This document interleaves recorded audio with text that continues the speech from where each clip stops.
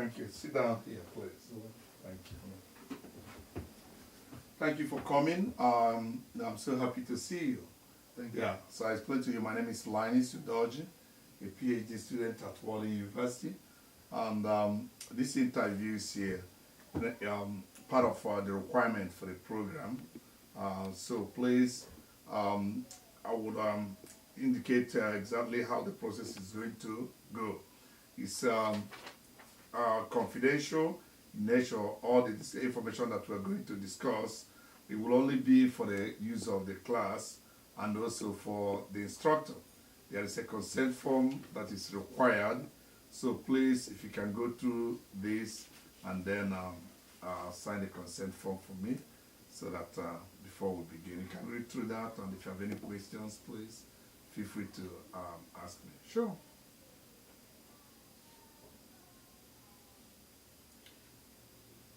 I hope the interview is not going to be published in any journal without my consent. No, not at all. Yeah, Okay, if anything like that needs to happen, you will be Sure. notified Yeah. first. Thank you.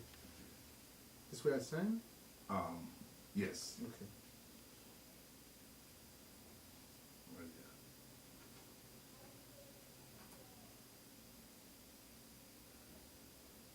Today's 2 name. 4 yes. Thank you. You're welcome. Before we begin, I want to make sure that you feel very comfortable. Sure. Yeah, that the temperature in this office is comfortable enough and conducive for you. Sure. The temperature is not too hot. Not at all. Okay, thank you. You're welcome. Yes. Tell me about yourself, and as I said earlier, if you have any questions for me, even before we begin, about myself or what I do, apart from what I have already explained to you. One more time, this information, everything we're going to do here is very confidential. It's not for public consumption, and it's not for commercial purposes. Yeah, but at any point in the process of the interview that you feel you need to ask me any questions, please do that. Sure. My name is Stephen Holger. I was born in Nigeria. I was born in a town 300 kilometers to Lagos, Nigeria. And I grew up in a family of 7. And my parents were very poor, and then they didn't have enough money to send all of us to the school. And then, but one thing happened. My brothers, volunteered to step down, and for me to be able to go to school. And then, since entering the school, I love school. And then one thing happened why I picked up my interest in painting and in publishing was one day when I was walking down the street. I found a pen on the just by the roadside. I picked up the pen, and it was my first time to touch a pen and to actually write with a pen. And then it was very interesting. So, and ever since I love playing with pen to draw, and then I picked interest in drawing and in writing. And then it wasn't that very easy in the beginning, but as I said, my parents were very poor, and then I still managed to complete my higher learning, and until 3 years ago that I came to the United States to set up myself as So you have been in the United States for about how long?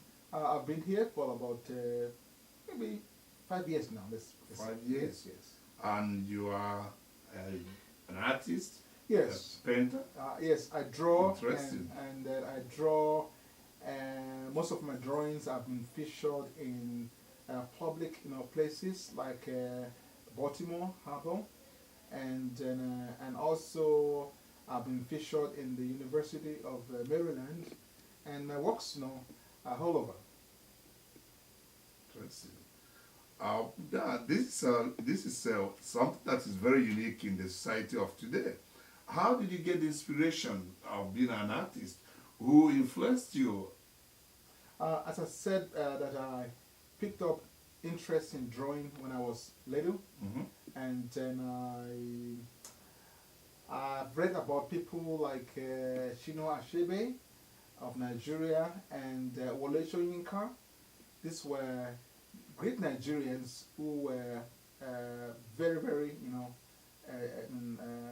great in their professions. So when I read about them, they really, really, really inspired me.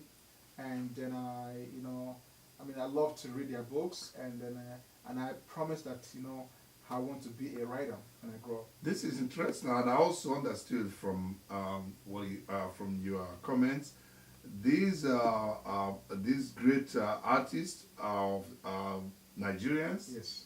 Yes. How did you leave them behind to come to United States? In in the U.S. we have a lot of opportunities in the U.S. compared to Nigeria, and in Nigeria it's very difficult to get materials to paint, or it's very difficult sometimes to meet your subjects. And I left Nigeria to study more in the U.S. And then and when I got to the U.S., I discovered a lot of opportunities for me as a painter and as a writer too.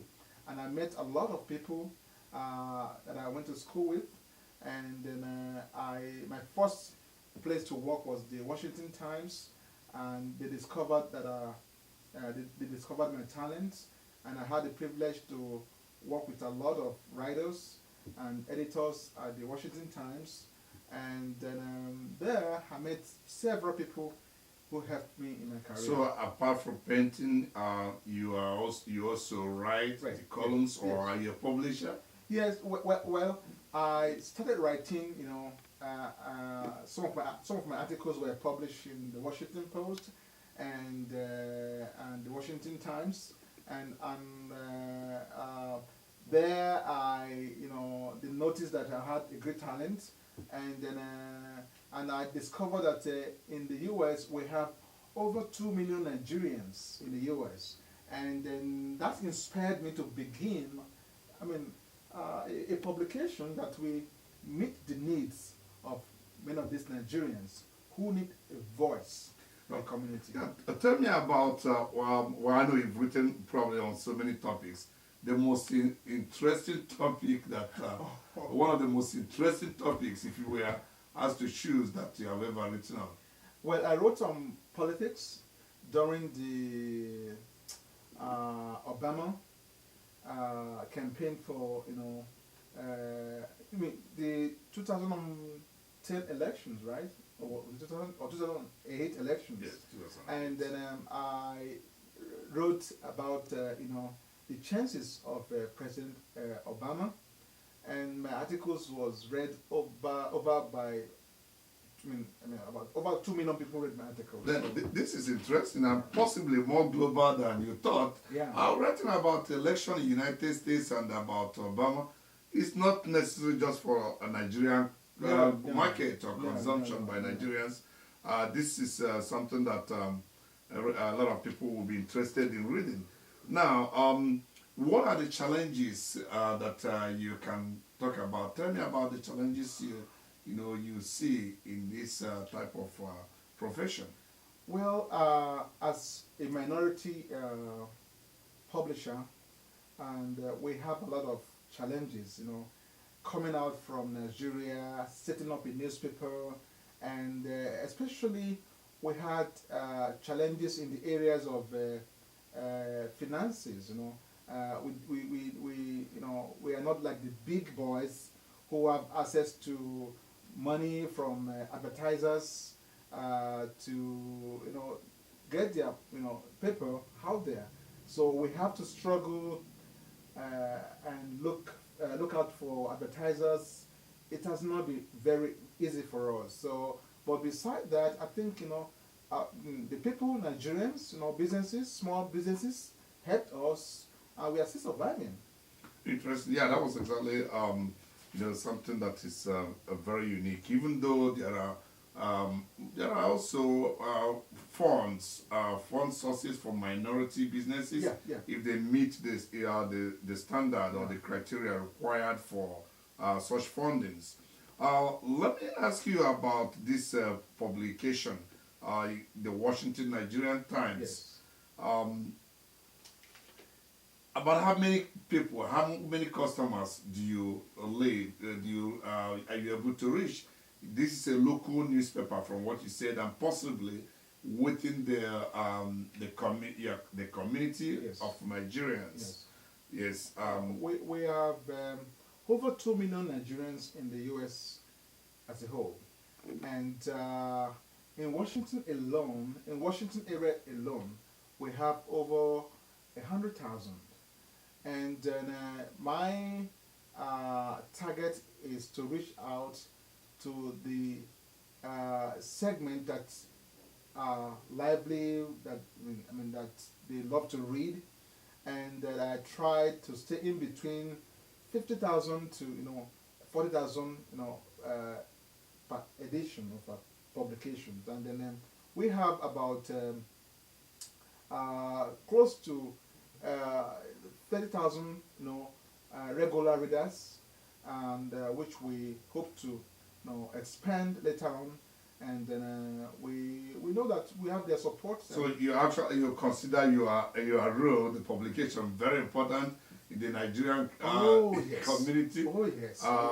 Yeah. How would you think the community will get along in the absence of the service you provide? Are there alternatives? Do you have competitors?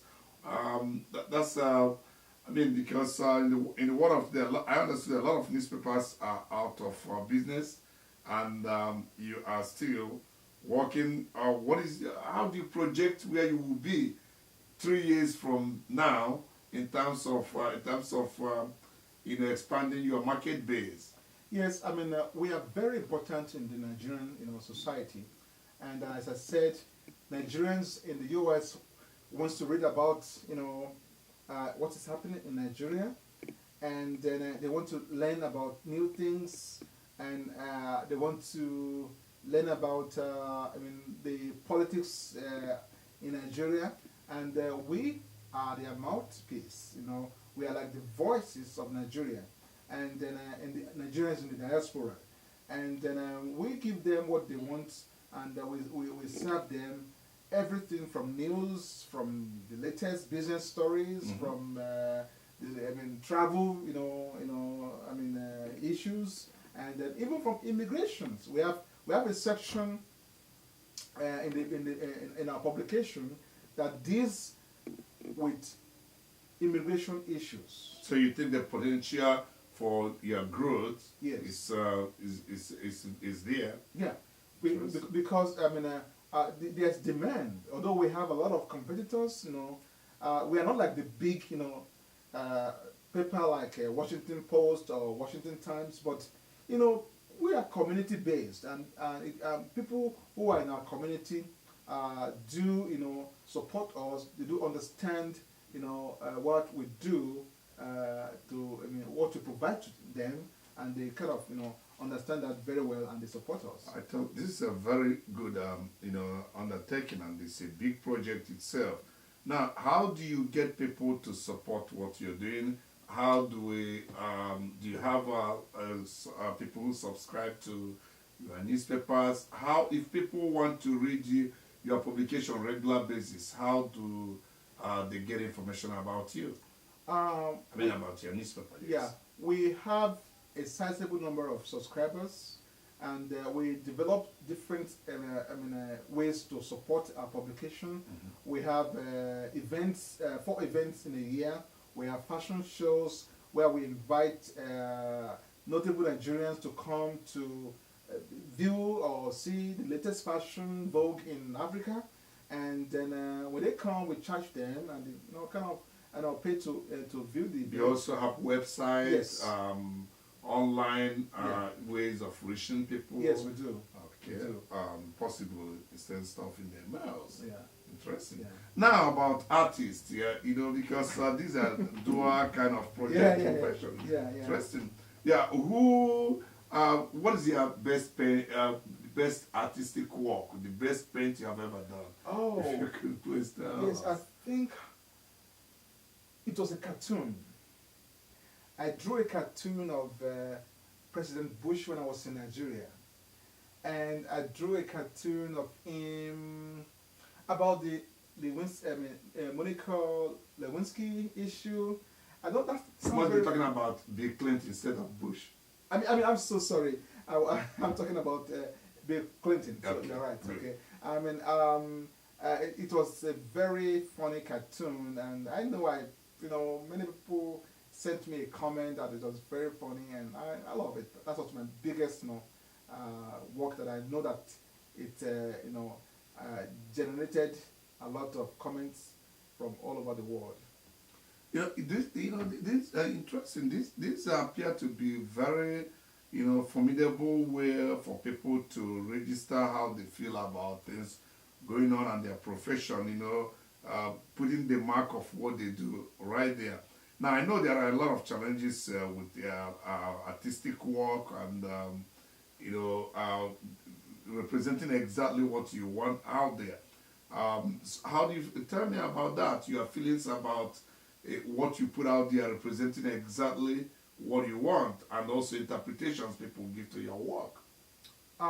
Well, we cannot satisfy everybody. We are friends, we are enemies. Part of the people that don't like what I write sometimes are the politicians, most of them in Nigeria, because we expose them, and then we especially the corrupt ones.